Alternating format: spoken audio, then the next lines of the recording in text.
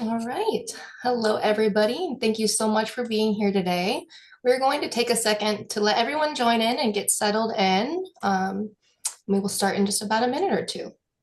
But while everybody is here and waiting, I would like everyone to pop in the chat and just let me know where you are joining from today. I am currently in our Gaylord office in Michigan, where it is a crisp 9 degrees, and it has been snowing nonstop. So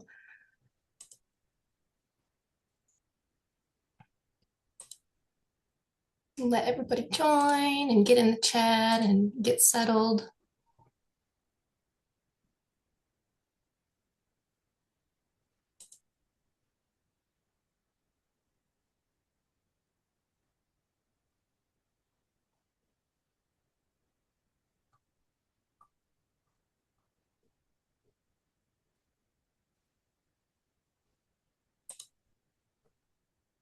All right, and I'm going to get started now with our webinar. Welcome to today's webinar. Sorry, Environmental Engineering Navigating NEPA and NTIA Compliance for Tribal Broadband Success. Let me share my screen so I can get my presentation going for you all. All right. We're going to go ahead and get started. Special thanks to our webinar partners today, CCI Systems. Our presenters are Tyler Shirota and Corey Rospico. And you will learn more about them soon. This webinar session will be recorded and you'll be able to view the recording anytime on our TribalHub website. You'll also receive an email with the link to this recording and webinar, so feel free to share that with anyone on your team that may have missed today. The top learning objectives for today are understanding the regulatory landscape, as well as planning with data and not assumptions. If you have any questions today, please feel free to use the chat or Q&A, and we'll make sure to get those answered. And for our fourth slide, I just wanted to remind you all of our upcoming Cybersecurity Summit taking place next month in Jacksonville, Florida.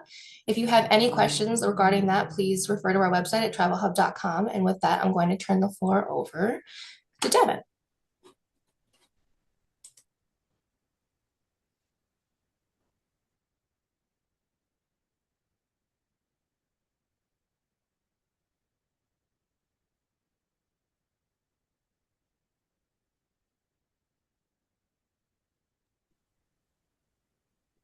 All right.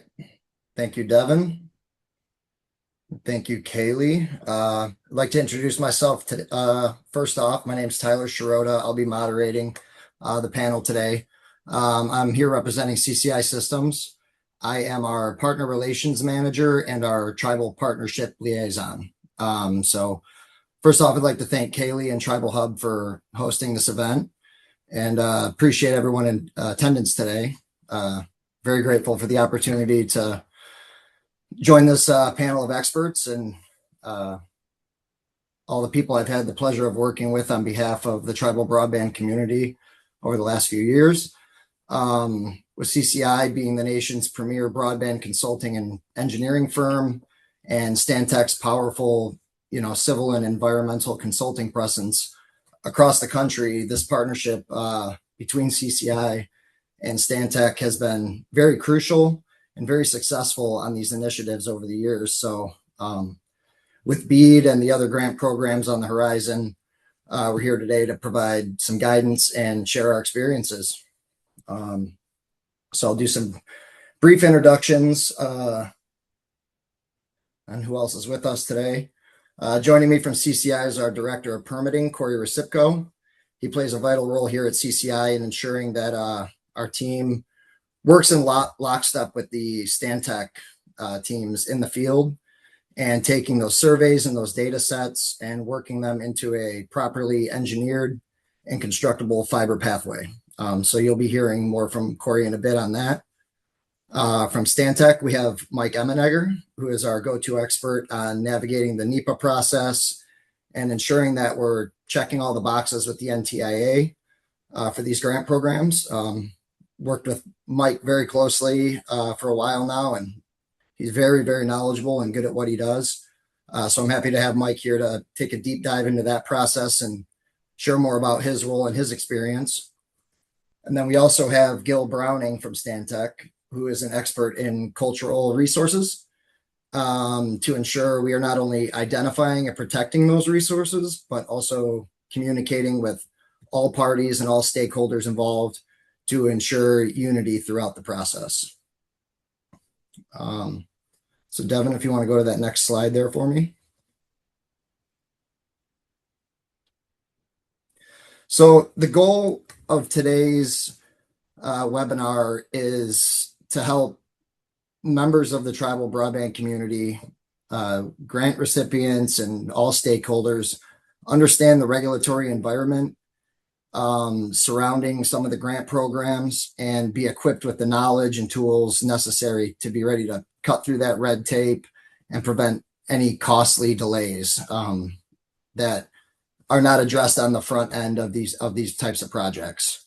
So the challenge being that, as I'm sure we're all aware, the broadband industry in general is very infamously subject to track behind schedule. So we want to provide the foresight to overcome common hurdles and challenges related to compliance, early in the process, so that we have the most feasible fiber path laid out that mitigates risk of any costly redesigns or schedule delays or issues with the NTIA, so that these projects are shovel ready for construction once all these front end processes play out. If you want to jump to the next slide, Devin. So these are our learning objectives for today. And we're going to start with understanding the regulatory landscape. And I'm going to let Mike E. kick it off here and just kind of give a brief overview of that. Thanks, Tyler. We appreciate you guys including us in this endeavor. And it's been, like, as you mentioned, a good partnership. With understanding the regulatory landscape, I'm sure many of you are aware that NEPA and NTIA is kind of it's an important process, and there's been several changes to how permits are constructed, and the programs that are being designed by NTIA to streamline things. But ultimately, what we want to really emphasize here is why early compliance is critical for these federally funded projects. And that kind of goes back to the previous slide where Tyler talked about the importance of identifying potential constraints early, and how this helps us to reduce costs in the planning phase of these projects, and it helps to improve permit timelines for the projects as we try to get them through the approval process with NTIA. So that's going to be an important part of this talk. In addition to that, Tyler touched on planning with data and not assumptions, and it all kind of works together. We work as one big collaborative team, and I think I can let Tyler kind of speak to that, before we continue any further with what Stantec plans to present today. Thanks, Mike. Yeah. Yeah. So like to Mike's point, this partnership has been seamless in our respective functions, right? Working together in the field early in the process with, once we have an idea of where the fiber route is going, the facilities and passings that the fiber intends to service, we can get our teams together on the ground and walk the route out, and not really make assumptions that is the most feasible route for the fiber path from a desktop perspective, right? Once boots are on the ground, our fielders and our walkout specialists working with the biologists and the environmental survey team can verify the constructability of that route, any issues that they may see that, waterways or, potential erosion hazards or, certain other things where we might need to jump to the other side of the road, geological issues where maybe on one side of the road, the depth to bedrock is extremely shallow, and there's not a pole line available. So, trying to reduce costs in the construction phase of this, right? So, once we have all that data, we really, Stantec and CCI really put our heads together and combine those data sets to make sure that we're preparing to engineer a route that is cost effective for the operator from a construction standpoint and an operational standpoint. And that we're not going to run into any major, showstoppers or hurdles with the NTIA when it comes to presenting our findings in the field from an environmental perspective. And Mike, if you want to jump back in on the Yeah, collaborative portion. sure. Thanks, Tyler. Yeah, so Tyler talked about a lot about our methodology and approach. And for this talk, we want to present that approach, but we also want to give, what we're planning to do here today is give, a really good understanding of how the projects need to be run through NEPA, and from a tribal stakeholder point of view, what is the role of the subgrantee, of the eligible entities as the funds are received. We'll even talk a little bit about case studies that we've had success with in the past, and working in collaboration with tribes and private groups to see these projects go through from start to finish, get the approvals at the end of our permitting process.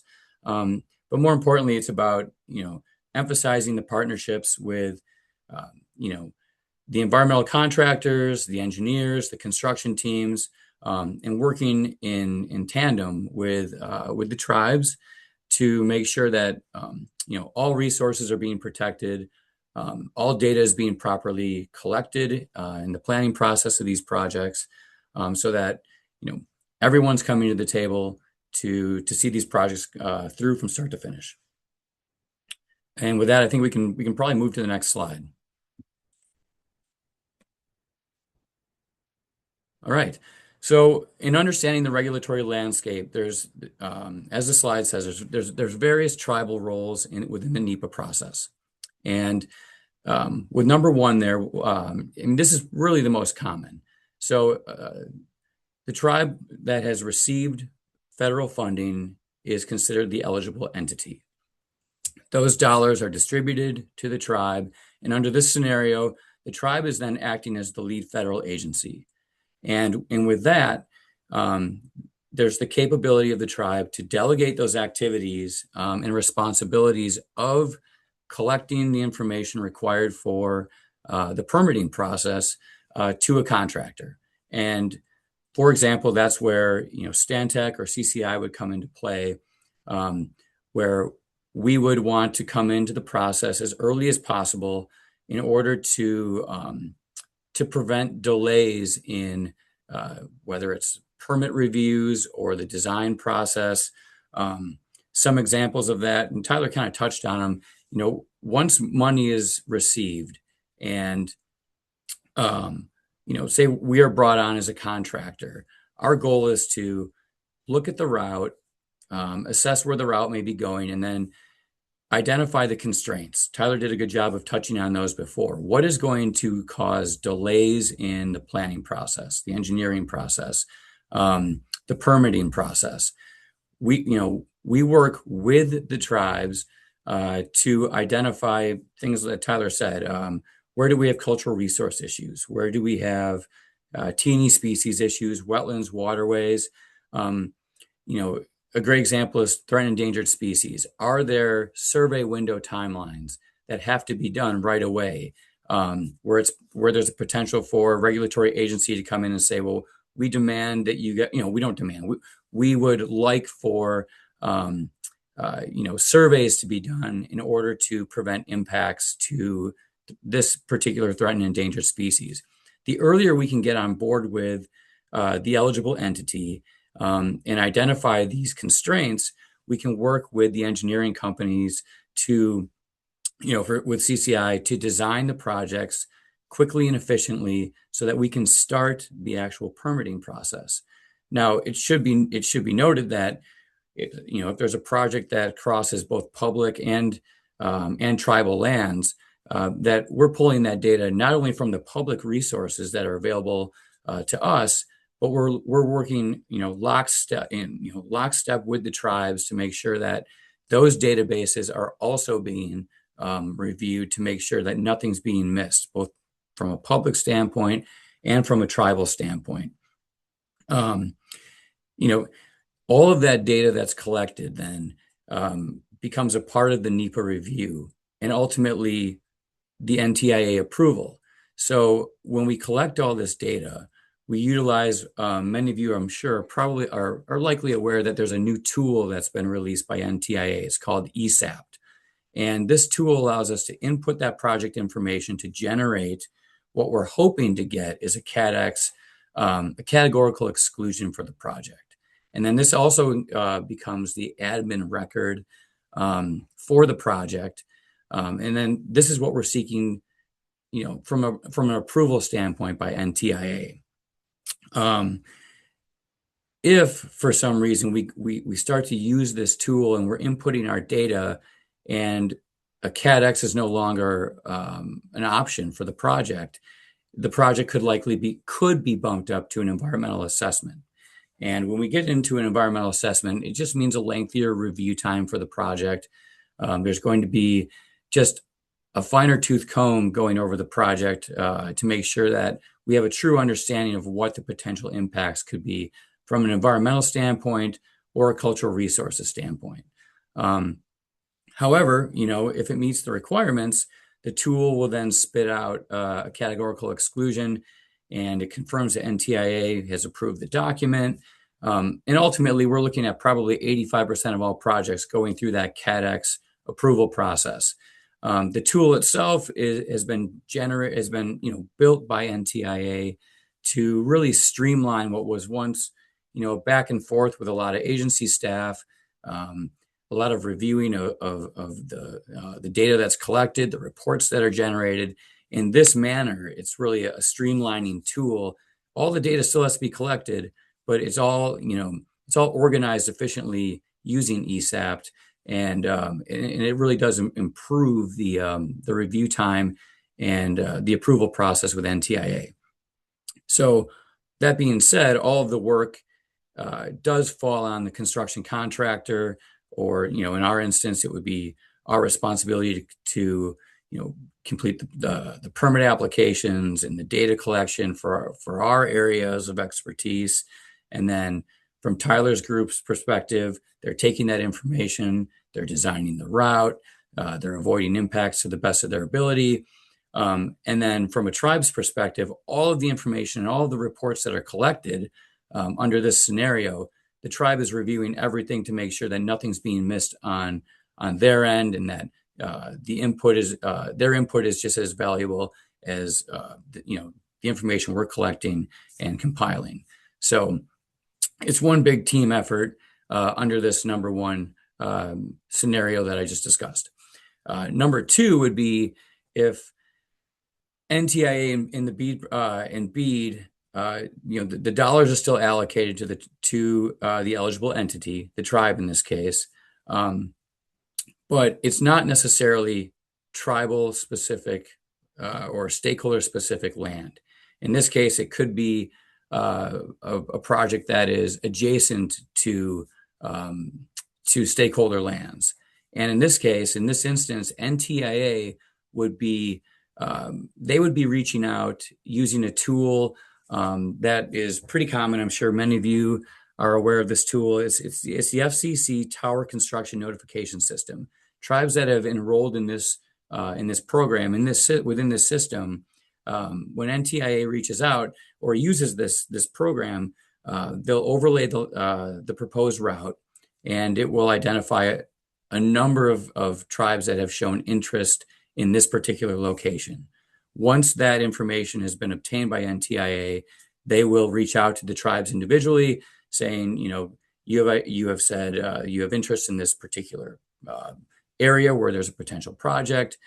We'd like your input and your notification as to whether or not there are any concerns that might be, that might be any concerns that the tribes might have specific to potential impacts as a result of these routes and how they're designed. As you can see on the slide, there's a 30-day window, an engagement window, where those representatives can then reach out to NTIA and say, yeah, we'd like some more information regarding this project. But from a funding perspective, it kind of ties back into number one, where, the tribes themselves may or may not be the owners of this particular project, but the route is actually going through land where there is the potential for concern. And then when we move to number three, this is where there might be a private project where there is no BEAD funding dollars, but there is the route is designed and planned to cross either reservation territory or other tribal stakeholder lands, and this is just a normal operating process. Okay, the lead agency here is not necessarily NTIA, but the NEPA trigger is that the route is going through stakeholder lands, and so in this instance, BIA would be completing their own CADX.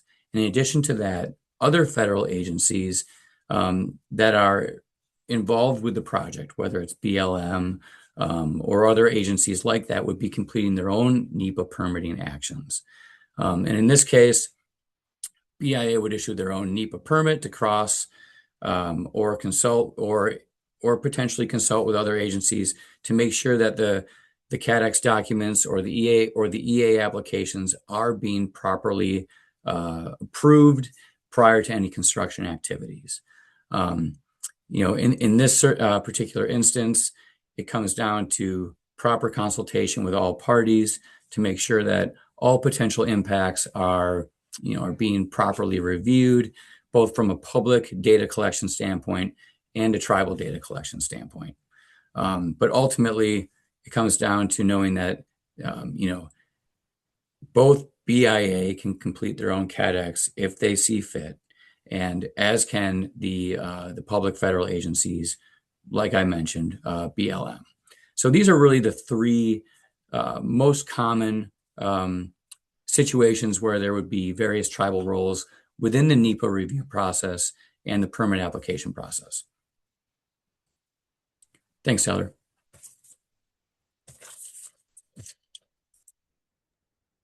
Thank you, Mike. Yeah, that was a really great breakdown of the process, which, there's a lot to it, and there's a lot of boxes you got to check. And as you can see, Mike is very well versed in the process and working with the NTIA and the stakeholders to make sure that we're accountable and we are, just cutting through the red tape and moving forward with these projects. And with that, I'd like to kind of introduce Corey Resipko from the CCI side here to talk about how we take the next phase of these projects once the environmental, if the CADX is granted by the NTIA, how we take that data and apply it to the lower level design phase and the permitting phase. So Corey, go ahead and take it away. Thanks, Tyler. Mike, good afternoon, attendees. Thank you. And Mike, I'm gonna start off with a question to help set this up with the CADX. Can you explain to our attendees the importance or the important relevance of getting that exception? What that allows us to do from a permitting standpoint to move more quickly? Yeah, I could do that. So, the difference between a categorical exclusion and an environmental assessment is really the level of permit review time, right? So when we collect the data in the field prior to the design phase of a project, we are trying to identify, as Tyler had mentioned on slide one or slide two, where are there issues? Where do we have to redesign the project in order to avoid impacts? Whether it's a known burial ground, or an area where there's threatened and endangered species, suitable habitat, and known occurrences on both sides of the road. When we give that information to CCI, they're able to design around the impacts, right? And so in doing so, we really limit impacts to natural resources, cultural resources, whatever we're trying to avoid. We want to be able to prove this. We're trying to minimize impacts to these resources. The permitting process is really us showing NTIA that we've completed this work, we've accumulated all of this data, here are our reports, and based on our assessment, we feel like we fall under the categorical exclusion component of the review process for these projects. And it's just a lesser version of permitting than what an environmental assessment would be. So an environmental assessment would be a federal agency coming to us and saying, you've done your best to avoid impacts, but we really just don't see it here. You can't avoid impacts to cultural resources based on the current design. So with that being said, we really need to take a deeper dive into your project.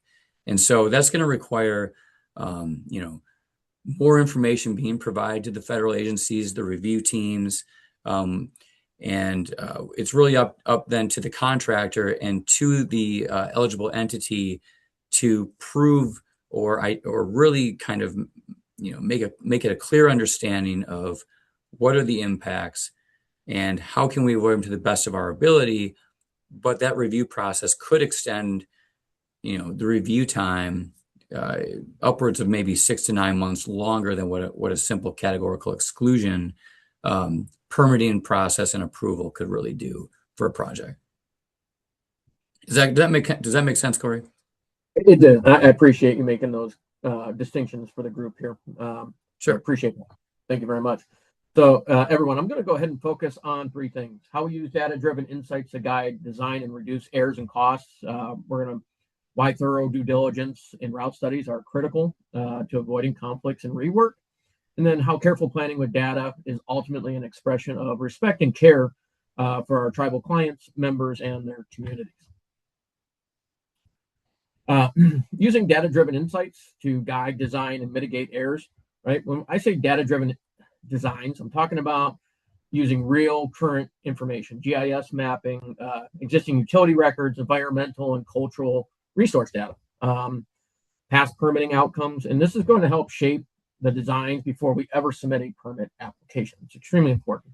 Instead of designing in isolation and hoping for the best, we're designing with the permitting landscape already in mind, and that's with our partnerships on these environmental studies, following the NEPA process. That's all inputs to these data-driven design inputs. To reduce permitting risk, we do this by layering different data sources that we can. We see where existing utilities, rights-of-way, easements already exist. We try to identify environmentally and culturally sensitive areas that could be avoided or treated with special care. We flag congested corridors or no conflict areas where permits are slower or more difficult to obtain. And this lets us identify high-risk segments up front and help to reroute designs before those types of risks turn into delays for the clients, the tribal stakeholders, and their constituents. We also use historical insights, learning from the past, where applications have maybe been rejected in the past or heavily conditioned. We'll identify those. What kinds of designs trigger concerns, require extra review time. Again, not getting that CADX moves that into that EA process, which again elongates those timelines. So how do we identify that and help move through those aspects? We also help to shape new routes and designs that are more acceptable to the approving authorities and the tribal stakeholder review bodies. We also look for impact and cost on schedules. All that translates basically directly into a lower engineering and constructive rework costs, more predictable project timelines, and then less frustration for the tribal leadership, its communities, and members who are waiting on connectivity. So again, we're all about how quickly can we help provide permitting solutions to get the technology to those that need to use it. With the due diligence of route studies, due diligence for us means taking time up front to deeply understand the proposed route. So we'll look at physical conditions of the ground, jurisdictional boundaries and tribal lands, existing infrastructure, culture, environmental, and historical sensitivities. To us, it's not just a paper exercise. It's a combination of desktop analysis, field personnel, and the appropriate verifications. Throughout the route studies, we see the same patterns. Routes that cross unexpected utilities or private parcels, sensitive lands, construction crews encountering conditions that weren't anticipated in the permitting phase. Each of those means, potentially stopping work, redesigning, and re-permitting. This often, results in additional money from the providers when those things aren't considered on the front end. Why does this matter so much for our tribal projects? On tribal lands, rework isn't just expensive. It can damage trust, and we're all about building trust. If we have to move a route after the community consultation has already taken place, it can feel that the interruption it can be deemed disrespectful, and we don't want to have that. The due diligence is how we honor an input and get it right the first time as often as possible for our members out there. We want to talk about connecting data and respect. All this planning and data analysis isn't just for efficiency. Again, we want to detail and highlight the respect that it provides to those tribal stakeholders. When we plan with detailed, accurate data, we're saying your land matters to us and to everybody very deeply. The time and resources matter enough to avoid unnecessary mistakes, and that the cultural and environmental priorities are built into designs at the start.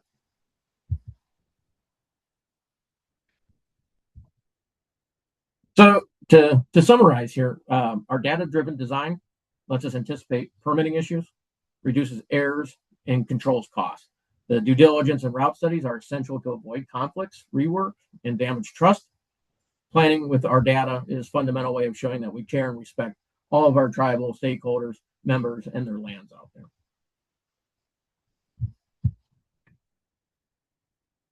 Any questions from the panel or follow-up for CCI?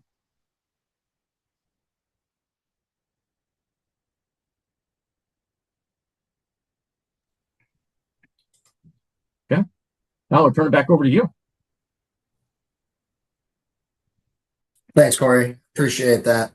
I did want to kind of have you elaborate a little bit on, how we use that data in terms of construction techniques and, restoration techniques and things of that nature, and verifying with the various utilities situations where maybe there is a pole line and there's been an assumption that we can use that pole line, but then we find out later that we can't and we have to go underground. But, it doesn't seem cost effective. And maybe you could touch a little bit more on how, the techniques like, directional drilling versus plowing or trenching and the restoration efforts and additional things that go into that can be, mitigated from a risk perspective from the data that we collect. Yeah, certainly. I'll start with the construction techniques: plow versus trench versus bore versus rock wheel. We'll utilize a lot of the inputs from the geological studies to understand, what type of terrain the project is traversing through, and make the appropriate recommendations on the front end to help with that cost assumption for construction. Obviously, if we can reroute ahead of time to avoid, rivers, rock, mountainous terrains, those types of things, if avoidable, we would definitely want to be able to call those out, which helps, again, mitigate risk, cost, and obviously safety, right, for those out there performing the work and those impacted around it. What was the other parts of your question? You had a long one there for me. So that was the construction piece. Anything else?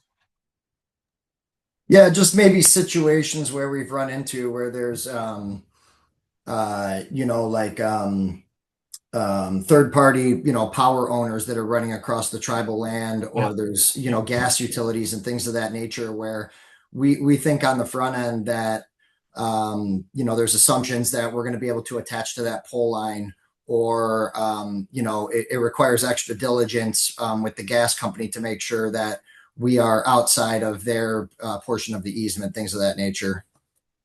Yeah. Hopefully, I don't steal any of Gil's thunder here with some of my responses. So I'll try my best here, Gil. With those types of situations, especially with gas or electrical easements, a lot of times through rural or sovereign lands, there could be easements for said utilities. And those utilities are typically transmission type pipelines, meaning carrying high voltage electrical or high volume gas or petroleum. And they typically are in these types of project bounds. So when those types of things are identified and taken into consideration, again, that's working with those utility owners on the front end to understand, can we cross these? Can we parallel the type of utilities that are already present? Is if there are easements there, can we jump into that same easement, or are other easement acquisitions going to be required?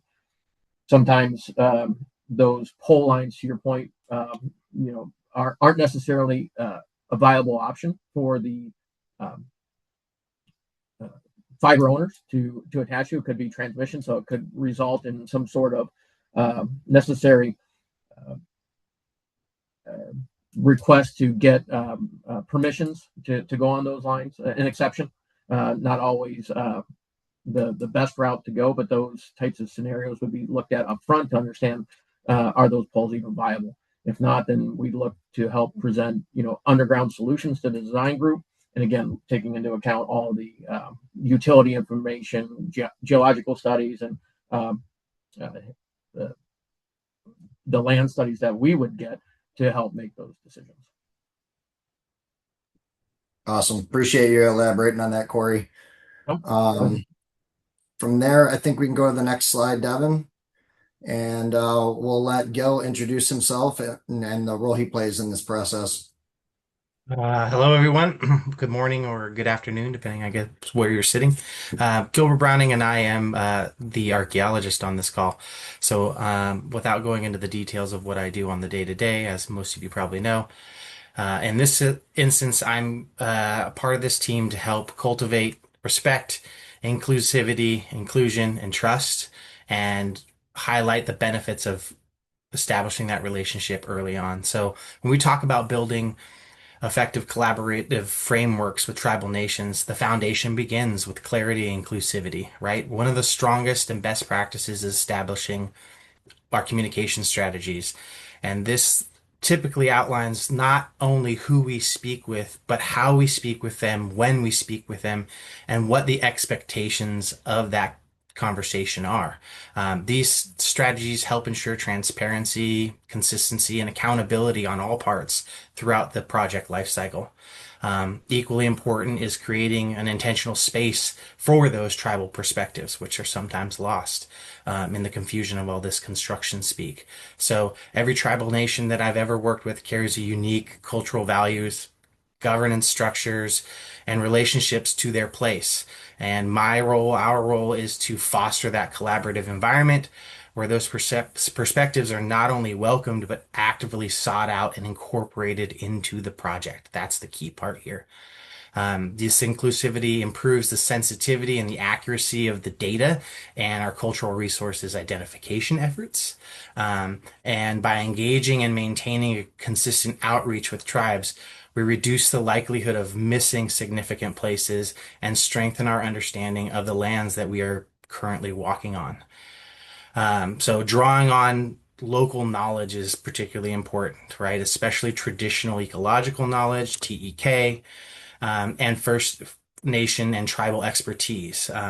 This adds depth to all the cultural contexts that I deal with, and scientific data alone cannot provide, right? There are things that data and science miss. TEK offers generations of land-based observations and cultural memory, place-specific insight. And when we integrate that knowledge meaningfully, our environmental review process becomes more informed, more accurate, and ultimately more effective down line. Another core practice of integrating the TEK is directly into the environmental review and design process. It helps whether it's architecture, planning, landscape, design, habitat, incorporating that TEK early in the design build frameworks ensures culturally appropriate and community-centered solutions, right? These aren't my solutions. I want those stakeholders involved participating and helping me create those solutions so that this is a yeah, holistic process. This can take many different forms, such as like co-developing GIS story maps that visualize cultural landscapes, virtual tools, and tours that share tribal narratives and produce a collaborative ethnohistory, um, help mapping traditional use through tribal guidance. These tools, like they don't just support compliance for the project, they help ensure the tribal story, the cultural values, and the lived relationship between the land are shaping the environmental management of the project in a meaningful and enduring way. Um, when we talk about like regulatory readiness, especially on complex cultural and environmental landscapes, collaboration is absolutely essential. One of the strongest predictors of successful compliance, both at the federal and state level, is this early, well-structured partnership with tribal nations and tribal entities. This begins by creating opportunities for meaningful consultation and communication, not as a procedural step, but as a core component to the actual project planning. And by integrating tribal cultural values, histories, and priorities into the design process, we can not only improve our project outcomes, but we can proactively avoid and minimize impacts to traditional cultural places and sensitive landscapes. Um, Doing so, strengthens our environmental review process, ensures the project is aligned with Section 106, NEPA, SEPA, and other state-specific requirements. But equally important, this documentation of of our consultation pathways, how we engage, what we learn, how the tribal input is directly influences project decision. This transparency demonstrates regulatory compliance and supports more accountability and culturally informed project delivery, which I know that's the end goal, right? So beyond compliance, our work with tribal nations is fundamentally about building trust and long-term relationships. Stantec has its own indigenous relations and tribal engagement policies and internal group that remind us that strong partnerships grow from ongoing investments, listening carefully, showing respect, acknowledging the deep cultural connections tribal communities have to place. Our engagement approach focuses on community priorities, recognizes traditional ways of knowing, honors living relationships between people and the land. We approach projects from a place of mutual respect and shared stewardship. We create collaborations that endure well beyond a single project cycle.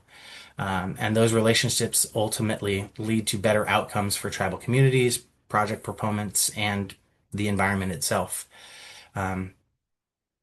This effective collaboration between tribal nations requires that clearly structured communication, inclusive and active engagement that honors all tribal perspectives, and early and consistent outreach that improves accuracy, sensitivity of cultural identification. By drawing on local knowledge systems, including the TEK and First Nation and tribal expertise, and integrating this knowledge directly into our environmental review and design processes, projects become more culturally informed and environmentally responsive.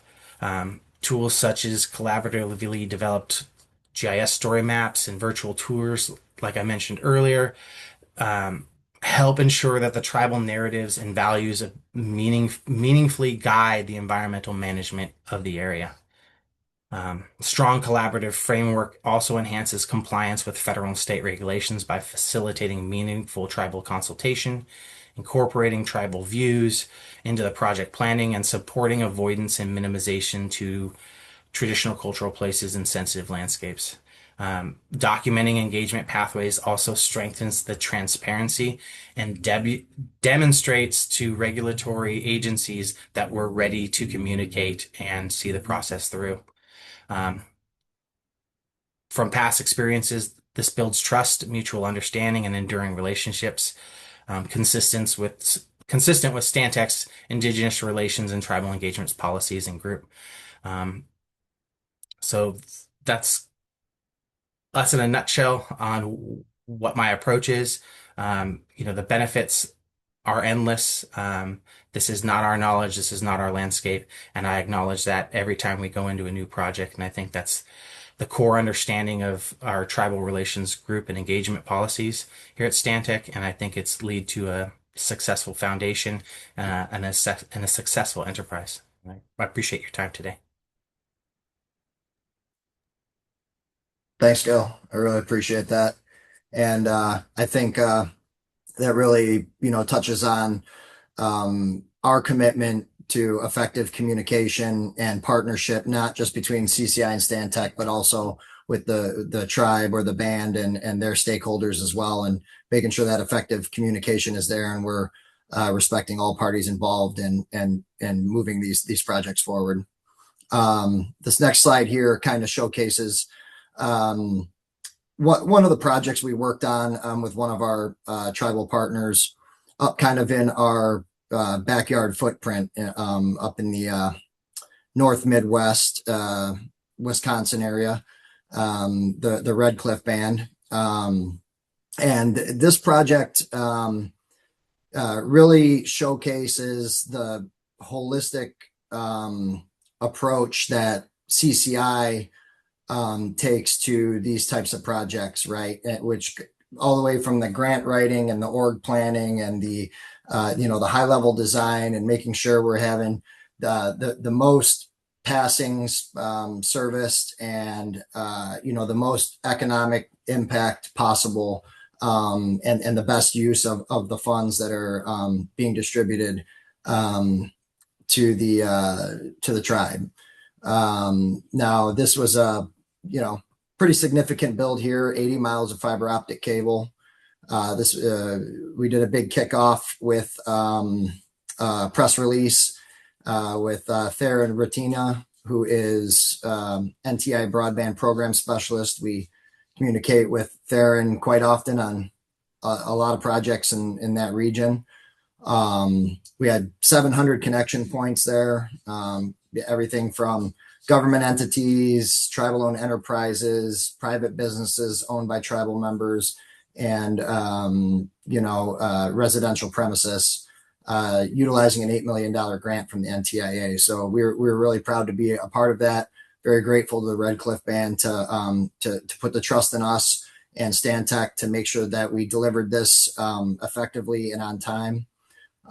Mike E was kind of boots on the ground for this, so I don't know if Mike wants to touch a little bit on this project.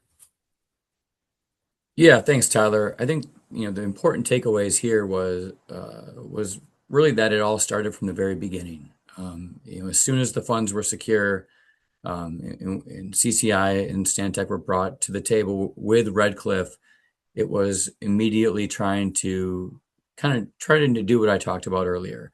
Let's identify the constraints. Let's work with the tribe as much as possible to gather all of the information. This project specifically was that public and reservation property crossover, where we had to pull data from state and local resources, county, township, but more importantly, we also had to make sure that all the databases within the tribe were being accessed to make sure that nothing was missed. All T's were crossed and I's were dotted.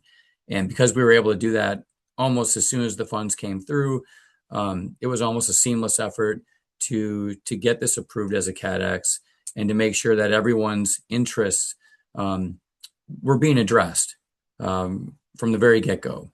And it was a real successful opportunity.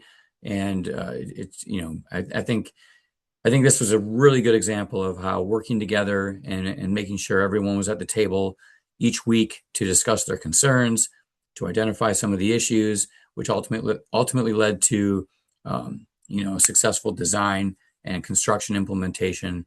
This was a great example of that project, Tyler. Awesome. Thank you, Mike. We can probably go to the wrap-up slide here, Devin. And just want to recap some of the key takeaways from this webinar, which is that on the very front end of these grant programs, whether it's TBCP or Reconnect or with BEAD coming up, the earlier you start digging into the project constraints and getting these reviews done, the higher likelihood you have for a successful kickoff of this project and completing it, on, or as everyone always prays and hopes, under budget or on budget, and ahead of schedule, hopefully, and making sure that we are utilizing all the resources and data at our fingertips to guide us to the goalposts.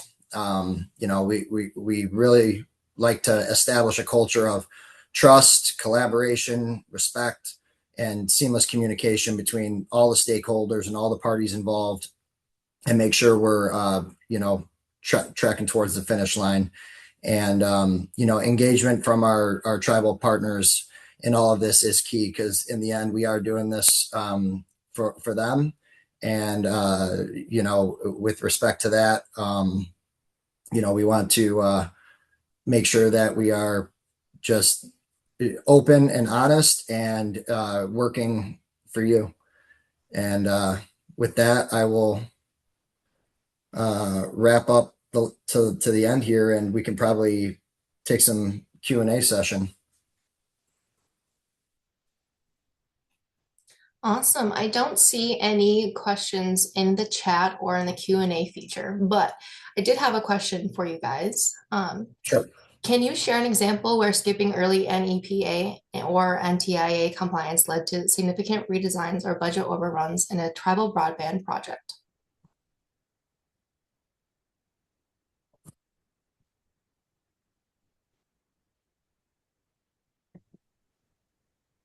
Okay, I'll go ahead and step into this one for us. Great question, Kaylee.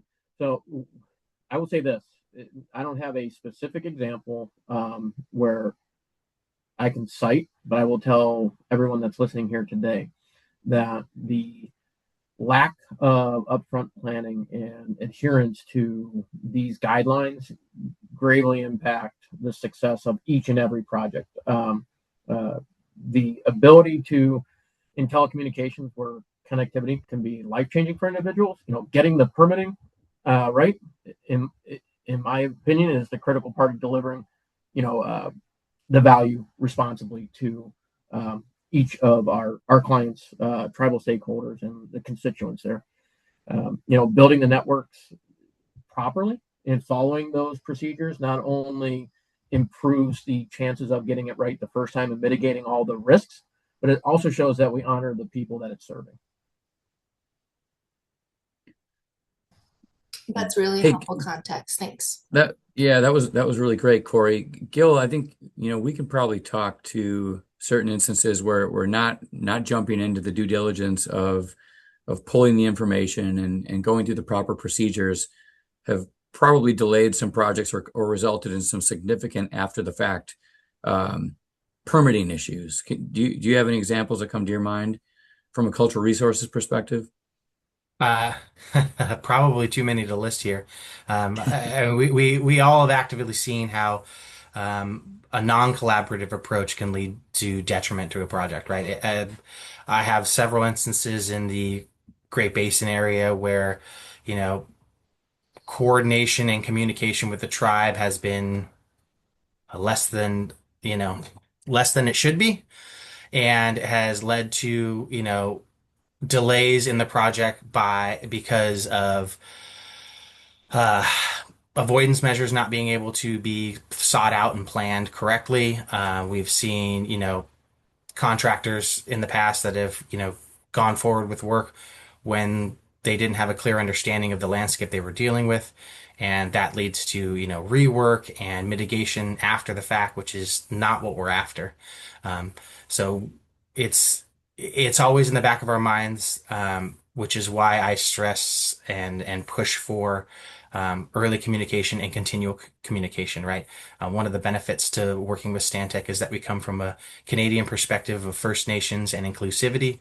That transfers down here to the lower 48 pretty well, where we are given the leeway to make sure and ensure that the communication happens, whether that's formal consultation or that's just simply tribal notification on the other side, on the turn of the page, so that we establish and maintain our relationships outside of the realm of formal consultation to ensure that, we um, as a contractor understand the needs and wants of our stakeholders as well as the agencies in charge. We want to make sure that everybody's happy, and we want to make sure things that are important to stakeholder groups are protected.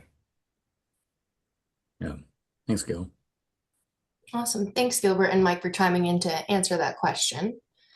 I just wanted to ask you guys, do we have anything else left to present, or are we all good from your side? I think we're good at this point. This is the end of our slide deck, and yeah, really appreciate everybody that was in attendance today, and thank you, Kaylee, and TribalHub for hosting this and giving us the opportunity to talk about this, and looking forward to 2026. It's going to be a busy year in the industry. So, thank you all. Absolutely. Thank you, everyone, for sharing your insights today. If anyone would like to get a hold of them, please reach out to us at tribalhub.com and we'll get you connected. Also, look for the email tomorrow, and please share the webinar link with anyone on your team that might benefit from hearing this webinar. With that being said, this has been such an amazing conversation. I appreciate everyone for being here today, and I'm wishing you all a very productive rest of your day, and we'll catch you on the next webinar. Thank Bye, you, everybody. everybody. Thank you so Thanks, much. Kaylee. Thank you, everybody.